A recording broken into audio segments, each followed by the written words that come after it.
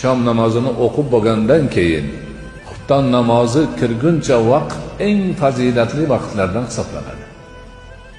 Undagi duo, zikr, namoz, boshqa narsalarning ajri savobi kundalik ma'noda juda katta yuqori darajada ko'paytirib beriladi.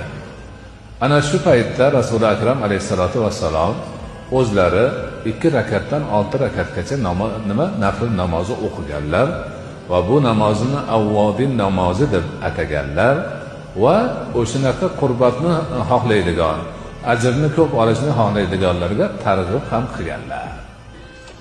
Ana o'sha narsa bor narsa.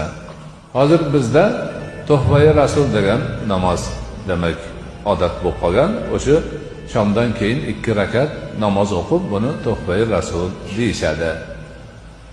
Albatta o'sha namozni o'qib, sunnatini o'qib salom bergandan keyin turib o'qishga harakat qilishadi. Bu odat bo'lib qolgan narsa. Aslida haligi gap shom bilan xuftonni orasida qachon bo'lsa ham o'qisa bo'ldi. Albatta bir muddatda o'qish shart emas. Tuhfai Rasul degan gap hadislarda ulamolarning kattalarining gapida yo'q.